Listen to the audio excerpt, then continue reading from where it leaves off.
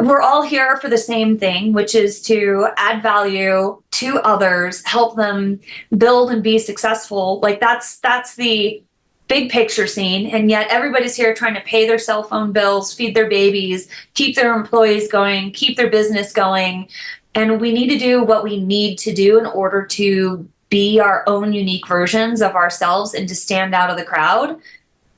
And with marketing, it's like there's a lot of noise. It's got a low barrier of entry. It's got people from all around the world who say they can do it. And it's just like that, I get you ranking number one over and over and over again. And you're just like, come on, man.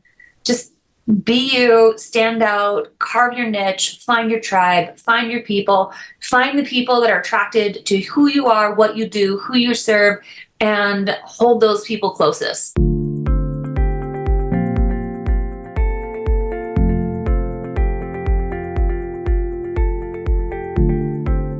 Hi, everyone. This is Joshua Hoffman and Alex Gerashenko, and welcome to another episode of the Masters in Marketing Agency podcast, where we deconstruct the why and how agency owners found their success, and in season 3, discuss how to build a community and referral network.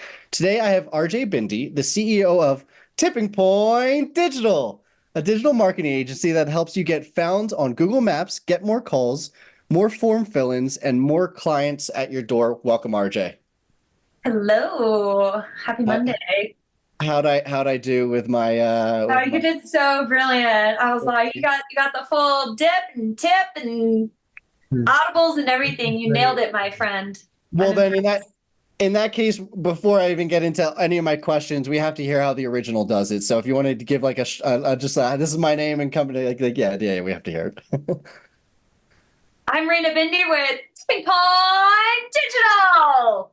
Okay, and then with that being said, I have to keep diving into that, which was not on my planned list of first questions and everything, but I have to hear, when did you start doing that? What do you see people's reactions like? Just tell me the whole story behind it.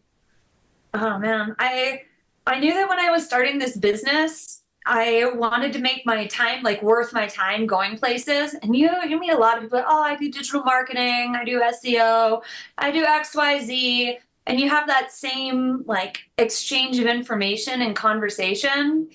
And I knew whenever I leave to go meet people in person, I wanted to maximize my time and efficiency with talking with people and do something memorable.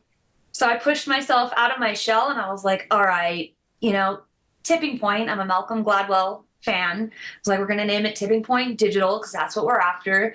And then I was like, wouldn't it just be like kind of awkward and weird and a little bit funny if I just started like screaming out, Tipping Point Digital? And I kind of practiced the audible cues for it. And I was like, that's what I'm going to do. And part of me is like, it's super polarizing. The other part of me is like having an internal joke, laughing at myself and like just wondering how people are going to respond. And if people can catch my sense of humor and catch my personality with that and they're attracted to that side of me, well, they'll definitely remember who I am and what I do. If nothing else, they'll remember the business name and what I do by the time I'm done with my 30-second elevator pitch. And that's I, worth my time. I love that for two reasons. One, there's this, theory or book called Purple Cow Marketing, which in short basically is like, when you're driving down a farm and you see black and white cows, don't get me wrong, that's cool. And like, you might look at them, but if you see a purple cow, you will get out of the car. 100 out of 100 people will get out of the car. They will take a picture. And I think that's a little bit of purple cow where like you have to pay attention to it. So I think that's one part. The other thing that I really love, and I just thought of this when you're kind of talking about this time, is I always think it's so funny when people learn like different languages, and the first thing you always learn is, "Hi, how are you? I'm good." And it's so funny because like you're almost a robot. You're not even like you're just like replicating what you learned as opposed to like actually caring. And I always just think it's so funny in English when like people do that very basic, hi, how are you? Like, because it happens more times than not. And I just think it's so like vanilla, and you're just trying to get through like your intro, but like it doesn't actually mean anything. I don't know if anything makes sense, but I love that you are like, no, I'm not going to be that normal boring like intro that everyone's doing and it just falls in the background. You're like, hell no, I'm going to like make sure that you remember me. So And does that happen on one-on-ones as well? If you're just meeting someone one-to-one as opposed to a group? You If do it it's every the time. first time, if it's the first time, yes. And if my business name comes into play, then yes. If we're not talking about my business name and they already kind of know about who I am and what I do, and they've been like found me online organically, my Zoom room, when people wait in my Zoom room, it has the tipping point digital, and you can see people doing the dip and everything. Like I've got blooper reels on there for the people doing it. And so they kind of have like some idea what it is. And if they were in the room early enough, then they'll have seen the full thing and they'll ask me questions like, what's this thing? Like, what's this thing? And if they turn on the audio, then they'll know what it is. And it's fun. Have you seen enough like success? I mean, you're in marketing, so like I say, I think yes, but like, have you seen enough success that you would like recommend other people do something similar Oh, to? 100%. Stand out. Why be boring? Why fit into the crowd? Like, we're all here for the same thing, which is to add value to others, help them build and be successful. Like that's the big picture scene. And yet everybody's here trying to pay their cell phone bills, feed their babies, keep their employees going, keep their business going. And we need to do what we need to do in order to be our own unique versions of ourselves and to stand out of the crowd. And with marketing, it's like there's a lot of noise. It's got a low barrier of entry. It's got people from all around the world who say they can do it. And it's just like that, I got you ranking number 1 over and over and over again. And you're just like, come on, man. Just be you, stand out, carve your niche, find your tribe, find your people, find the people that are attracted to who you are, what you do, who you serve, and hold those people closest. Like, 100%. Did you ever like run into that on the other side, as in like, was that always you, or did that come from like you were the opposite and then you're like, I don't like that, I'm gonna move over to this more exciting life? Well, I mean, I've already built and sold another business, and I was very outspoken about branding myself for that one as well, and it worked. It Okay, worked. so I love that because you gave me the perfect transition into I guess I Mhm. want to go back to the start of your career, because I think that you've had one of the most interesting starts, if this might have been the most interesting start to our podcast. So, but also to your career, than most of our guests. And initially, you were actually in the Air Force doing welding and HVAC. I don't think anyone would have guessed that from the first 5 minutes of this conversation. But the last time we spoke, you mentioned you always have kind of had a side gig, and one of those side gigs couldn't be any more different than military life, and eventually became one of your jobs. And I think that's the company that you sold. So, can you explain how you went from the Air Force to face painting? Yeah, sure. Once I got out of the Air Force, I was an aerospace ground equipment apprentice age. Loved doing that. Transitioned into getting a facilities operations and plant engineering journeyman level certification in California while working at Kaiser Hospital. So, yes, plumbing, heating, air conditioning, controls, hydraulics, pneumatics, welding with arc, MIG, TIG, all of those items that keep a building functional and keep it supported, like the electrical aspect, changing out light bulbs, ballasts, plumbing with all of that, like all of the dirty poop work. I've done all aspects of that.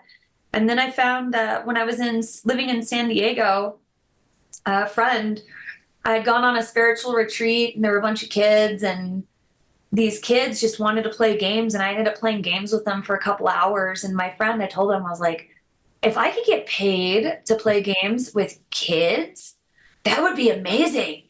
And it just so happened that he had, and I didn't know that he had a children's entertainment company. And he's like, well, I can help you with that. He's like, you'd be perfect. And then he taught me how to do games, airbrush, twisting balloons, which was the hardest thing I've ever done. I've done some hard things, and twisting balloons, by far the hardest. I'm going like this and closing my eyes and trying to twist it. And learned face painting, did princess parties, superheroes, all of the above. Loved doing that. Like, I loved doing that so much. And I built that business out here in Colorado.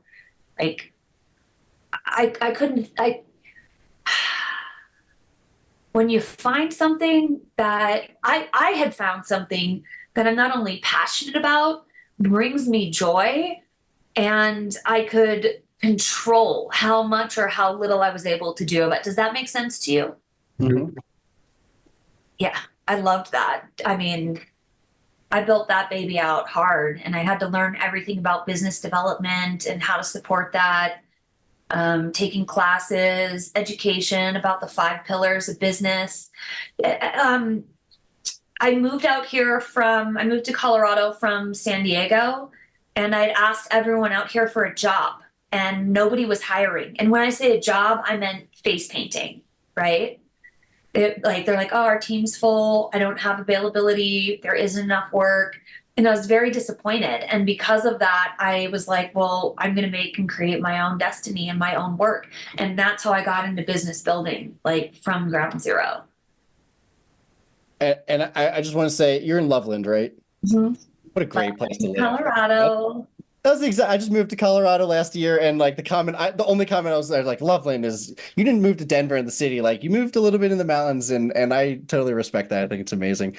You mentioned, trying to start the company and everything. What was the biggest thing you learned from starting that company? I don't think there was the biggest thing. I mean, there were so many mistakes, there were so many learning opportunities. I needed to work 100 times harder than I thought to get the results that I wanted. I needed to protect myself as a business owner by taking classes to educate myself about labor laws, employment. I got a payroll company. I got a bookkeeper. I took classes at the Larimer County Small Business Development Center and learned about like operations, finance, sales, marketing, and then the technician portion of every business. Like, that's a really loaded question because it's not just one big thing. It's like business development in itself and how I need to duplicate myself and to hire a team and to delegate, let go of control. That's a huge question. I mean, I'll try to narrow it a little bit because we just had a conversation with someone who she brought up this term. I think she made it up called dumb tax, which is basically the things that you pay for before you knew there was a better solution, or like just those little things that you just didn't know there was a better way, and you spent $100 per month on this subscription instead of the same thing that did 50. That's a really bad example, but I think you get kind of the idea of dumb tax. yeah. How is there any ways that you think you could have eliminated some of the dumb tax, or do you think you just had to go through it? I had a mentor. The first thing I did was I got a mentor who was the gentleman who taught me while I was living in San Diego. I paid him to coach and mentor me. Hmm. It wasn't even a lot. He did it for next to nothing, which was very kind of him. But he believed in me and he saw that I really had the potential to do this. Before I made decisions that I would have had to pay dumb tax on, I asked him first. I learned from his experience. I took his wisdom, his knowledge, his major mess ups, and then did like a risk reward benefit for some of the things that we discussed and decided which actionable steps to take. I feel like that was a great answer, and I want to double click on that. Then, how would because the listeners are like, okay, cool, get a mentor is the answer to that question, but it's not so easy of just maybe being personable and just talking to a lot of people and one of them becomes your mentor. So, and I think that's kind of, we're very personable talking to a lot of people, but is there any other ways that you would recommend finding a mentor? Obviously, it depends on what industry you're in. With the children's entertainment industry, it was easy because I found someone who I wasn't a threat to, as in I was now living in Colorado instead of California to start my own business. And he was able to give me information on what he had done. I would suggest finding someone that's out of state and that isn't local. When it comes to like what I do with search engine optimization, I mean, we're national business. If you have a specific niche or category, you could find somebody who's anywhere in the world, really, or even in your backyard. One of my mentors lives here in Loveland, Colorado.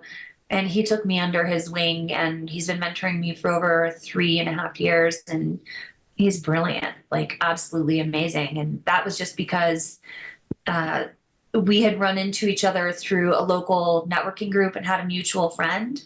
And when we were talking, he got on a phone call with me and we were talking about, okay, he was talking, I was listening. All right.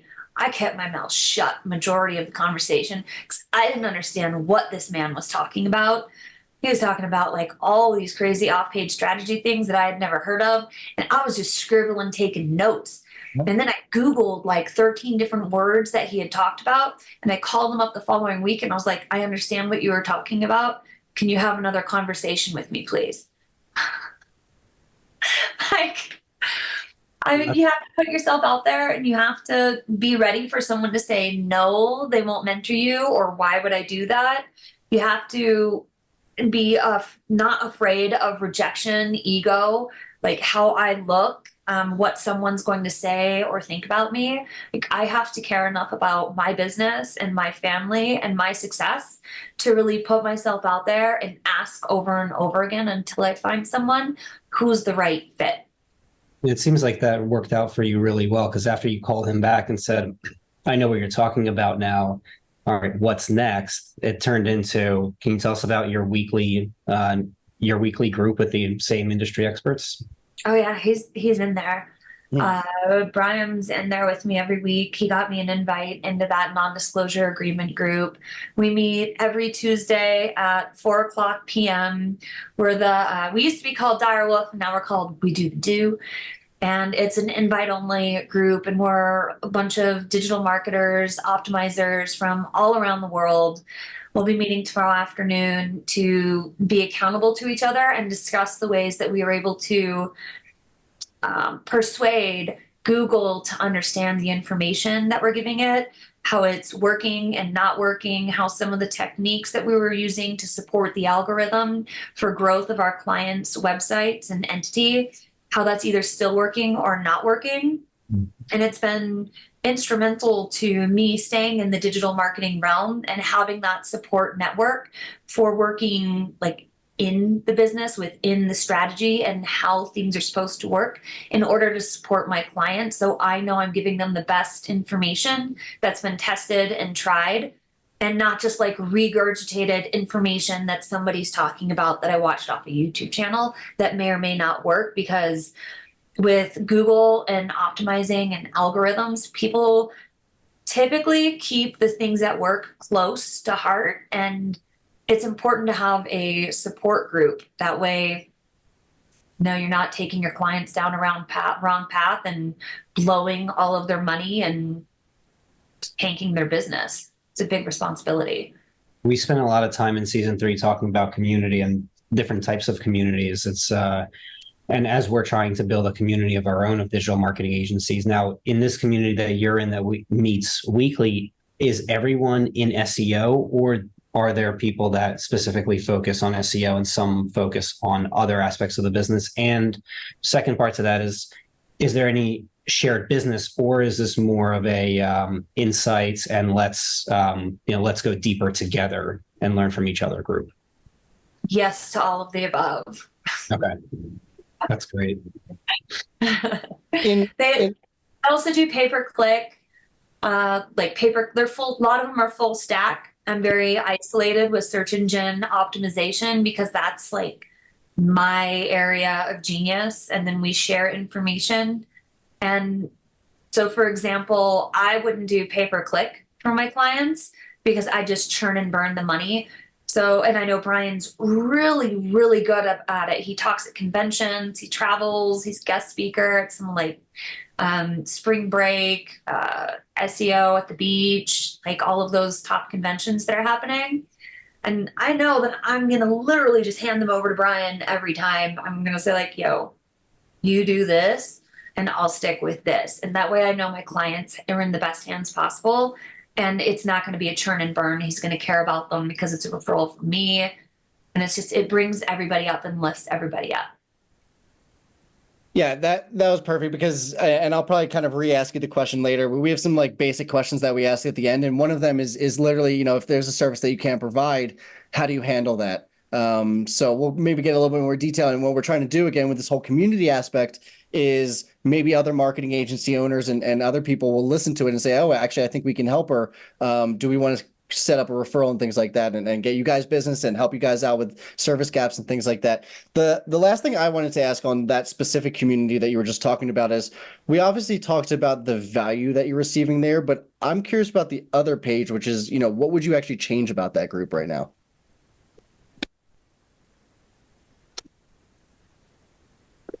Nothing. Oh, that was a good one. I'm A fulfilled. good group then. I'm fulfilled. I can't even, I've been in there 3.5 years. There's no like real, like, I'm the boss. There's nothing like that. It's an open group and anyone could come and go as they choose. And the only cost for membership is accountability.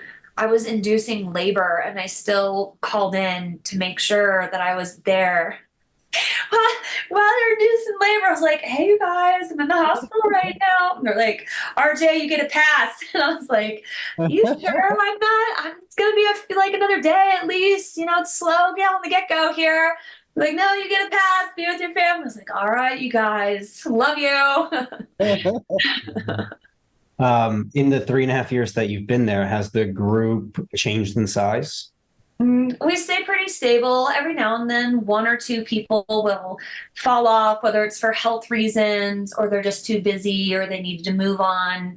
And then we invite in another member who fits the criteria of what we look for someone that we can know, like, and trust, who wants to learn, who's open-minded, willing to share, and has kind of like a misfit.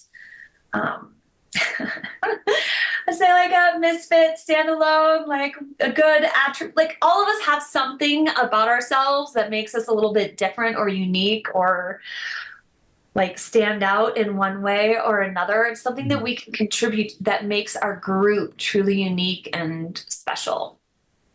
Okay, I'm just gonna say that I think that everyone that decides not to move to Denver proper, but moves a little bit in the mountains, I've also learned we're all a little bit unique and different.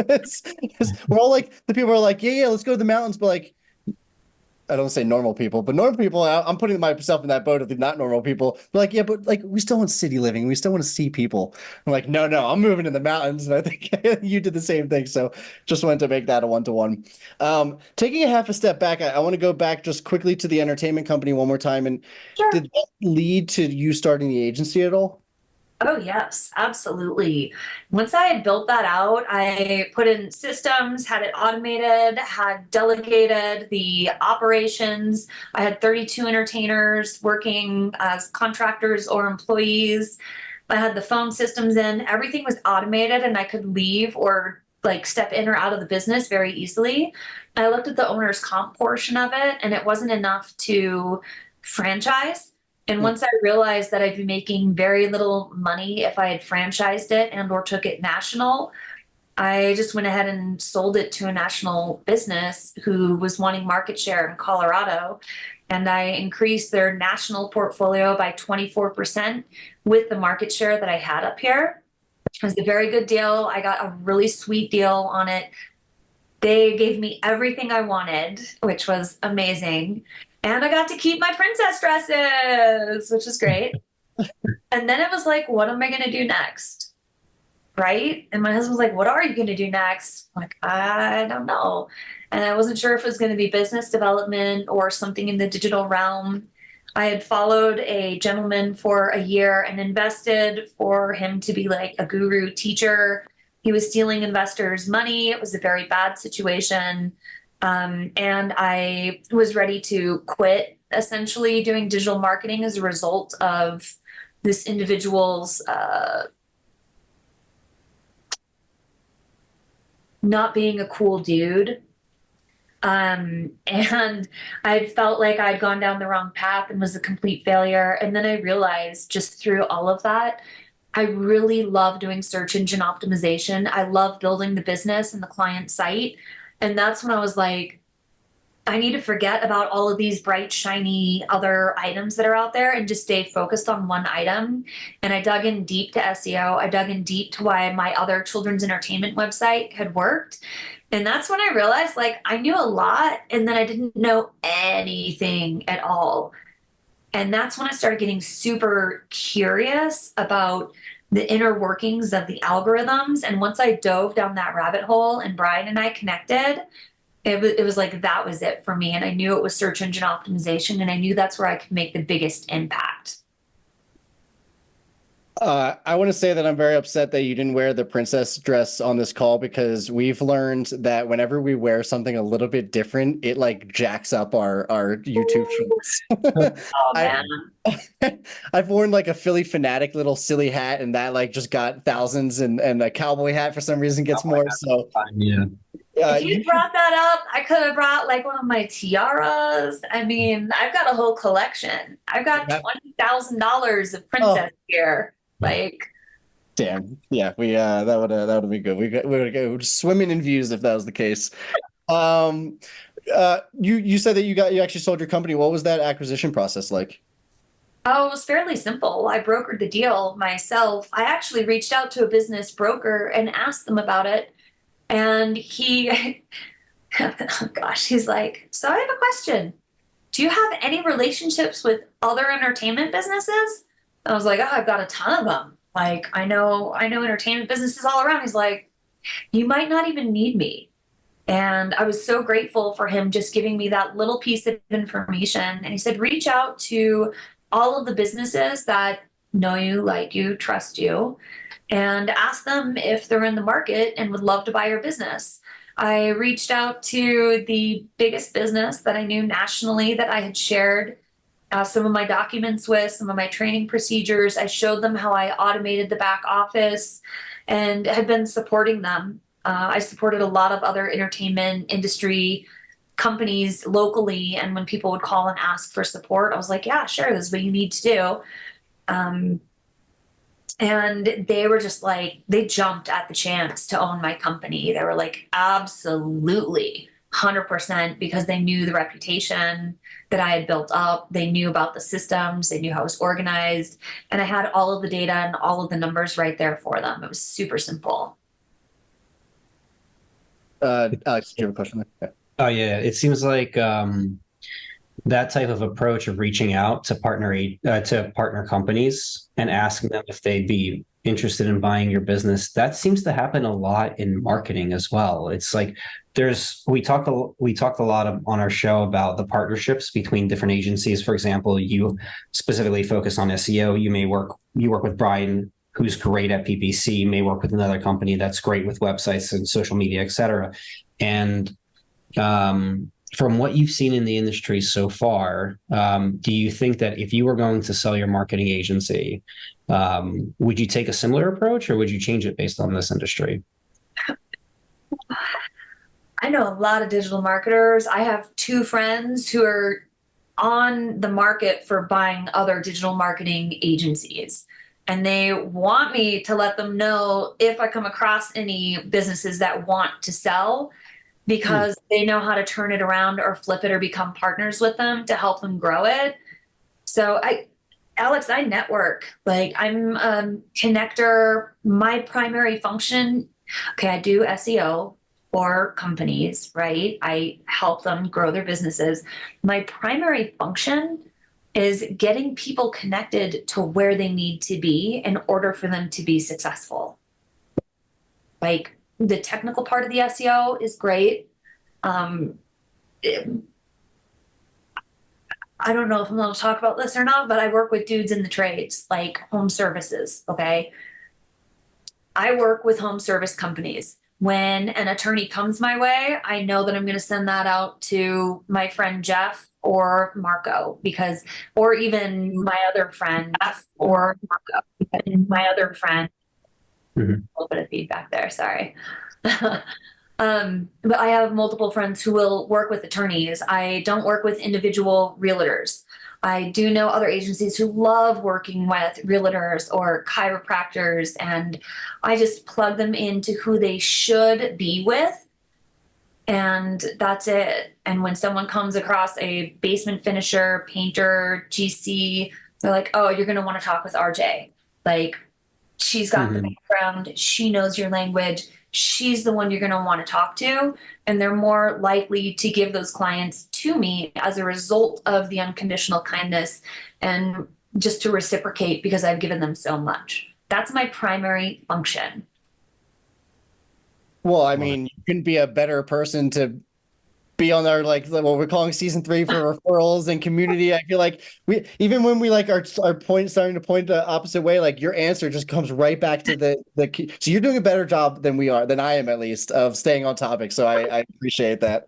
And I guess on this after discussing the similarities between the M&A between that company and how you would do it differently. I'm getting that feedback now. And on the topic of similarities, we've learned that you run an agency. You've been in the Air Force, and we're working on companies there. And then obviously owning the kid entertainment company. Is there any similarities between all three that you think is worth sharing? Oh man. So this is one of my favorite things. Recently, people started asking me, what do all of those have in common? Like, how did you go from being a maintenance worker in the Air Force to an engineer at a hospital and having a handy girl business to a children's entertainer, and then all of a sudden now you're an optimizer, like with an SEO agency? Like, what's going on? You went from princess dress to super geek? I'm like, well, Yeah. let me tell you, this is Please. super easy. When you're in the Air Force and when I'm working with systems and processes and like an HVAC unit, there are 4 components in that HVAC unit. It's all about the flow of that unit that makes it work, right? With the children's entertainment, I was receiving a lot of joy and abundance, like entertaining and being with the children. And then the business building section came into that, and the business development, which is where I learned all of the systems, all of the processes, how to build a business, how it works, which was kind of like an air conditioning system in the sense that it's got these parts.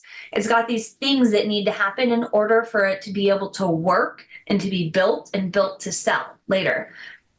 And so I built and sold that, right? Figured that out. And then with the SEO agency, it's the exact same thing. It's another system. The technician portion of it is pretty much the major thing that shifts with a little bit of the operations. The finance, like finance, administration, marketing, sales, like the script changes a little bit of that from the children's entertainment. But it's a system in itself. And once you figure out that system and how it works and flows, you can apply this to any business, no matter what it is, as far as I've seen so far, except for a few unicorn kind of things, which still need those basic pillars in order for it to work, but it can be done a little bit differently. So with the SEO portion, not only is it just building another business, and then the technical aspect is like the algorithm, which is a system in itself, which is more of an unknown, intangible item. So it's actually a puzzle at the same time. You get to put all of those puzzle pieces together to see if it works and see how it works, but there's a flow and a system to that in itself. Does that kind of make sense? Not only does it make sense, my comment in my head was, damn, you thought about this. And that was a really good answer. So yes. I can see it. Like I can see it as I talk about it. I can see how it flows. And it's like I have my own diagram or flow chart in my head as I talk about this. It's so much fun for me. Are you I was going to go dive deep into how you think about things there. I'm like, I'll go back on the community side of everything. And I guess the other community thing that I know you mentioned last time, and what I want to talk about, if you're open to it, is Alcoholics Anonymous, which you mentioned you were open to talking about.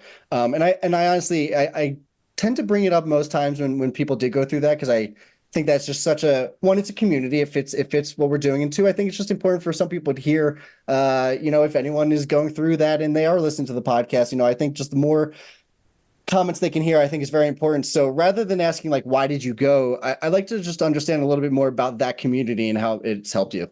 Okay. Well, I joined the community July or August of 2008.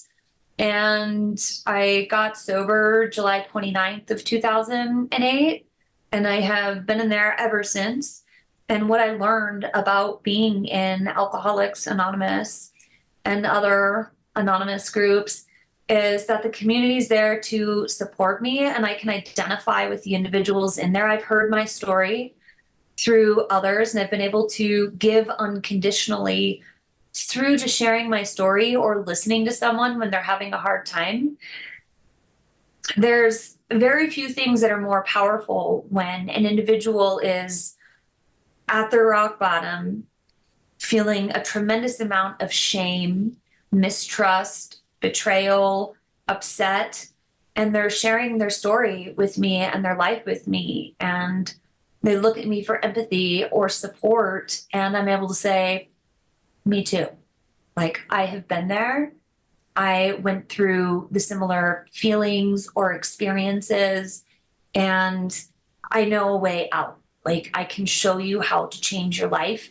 And here I am, years later, living the life that I'm living today after having nothing. Like, I came with nothing. I moved, I changed everything about my environment and changed all of my habits so that I wouldn't fall back into that cycle. And I changed everything about my life. I'm a mommypreneur. I'm married. I have a cute little puppy dog, super cute. My family loves me.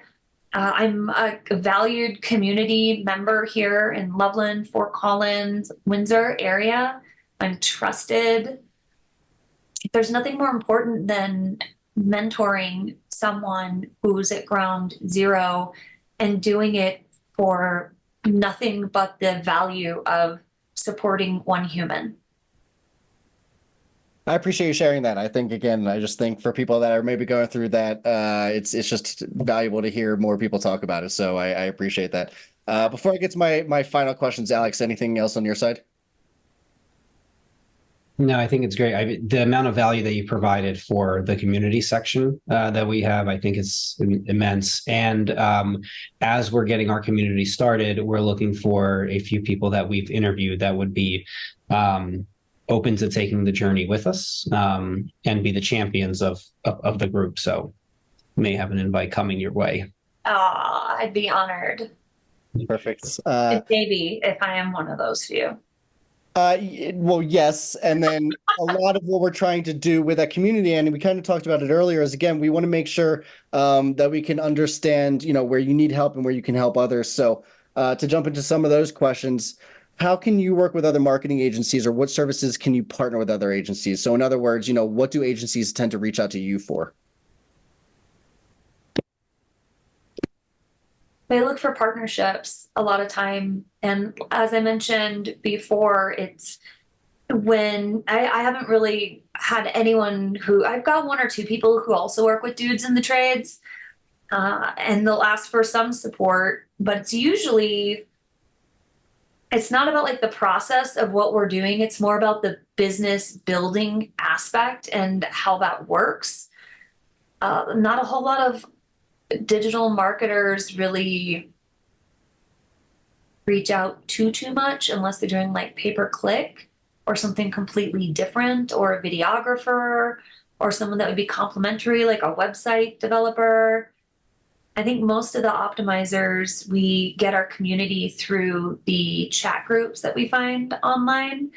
And I was on a reality series, business startup series called Beta Blocks. Our season launches, it's season 11. It's coming out soon. I don't even know if I got any airtime because there were 77 other businesses I was competing against. And I thought I was going to get up there a couple of times. And they're like, no, you didn't. I'm like, I got robbed, but not really, So, but that's a whole nother group of business owners and entrepreneurs who are asking for support and asking for help. And they're like, I don't even understand what SEO is. Like, can you tell me what SEO is? And I'm like, absolutely. I can break it down for you right here. This is what it is. This is what it is not. This is on page and this is off page. So that type of stuff, it's rare that I get another optimizer who approaches me, but I would love to talk with other optimizers, and I do connect. I'm usually the one initiating. with other optimizers. And then sometimes people are just selling SaaS and saying that they're optimizers. And I don't talk to those people. Well, first I want to say this morning show, they always try to call out, like if people say something, they say that's a good band name. Bands like a band like brr, playing music. And you said Dudes in the Trades twice, and I think that'd be a great band name. So the other random thing I want to share before we get into the last questions is I know you're also in Colorado and it just started snowing. So that was very nice. The other sorry, we're going to say something there. You said it started snowing and I got disappointed. Why? Oh, because you want spring? Oh, I'm not ready for it. Tired of snow.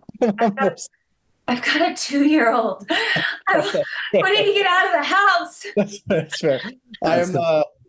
I'm with you there. Oh, I'm like, I need another 3 feet and then I'm ready to go. To flip that last question that I just asked, and you kind of answered this before, but I just want to, ask it a lot more specific. If a client asks you, can you do this and it's a service you don't currently provide, how do you typically handle that request? Well, I just let them know that I have a recommendation or a referral and that's something out of scope for me. How do you typically get those referrals, like build that trust? What does that look like? With the individual that I send the referral to or the person who asked me? I guess both, but I meant who you're sending the referral to. Well, that's dependent upon what it is that they want. So let's say it's a chiropractor and they're asking for me to support them. And I know that there's someone better at chiropractic SEO than me, or even pay-per-click. I have 2 people that I know who specialize in working with chiropractors. And we've had conversations. I've seen sites they've worked on. They've shown me results. They've shown me like how they're doing in their pay-per-click aspect versus the SEO aspect. They're doing email marketing campaigns, if they're helping with system setup or not. And it totally depends on what the individual needs and who I trust to hand them over to based on what I know for the track record. Like, I'm not going to hand somebody a client that's brand spanking new and doesn't know what they're doing, because they're going to lose that person's money and part of their business and their livelihood. Like, that's what I was trying to figure out. A few more questions. If you were to listen to this show, what topics would you like us to cover? Which I'm sure you've listened to every episode that we've put out. No. All 80 of them. I'm your biggest fan. I've never, no, not yet, but I will be.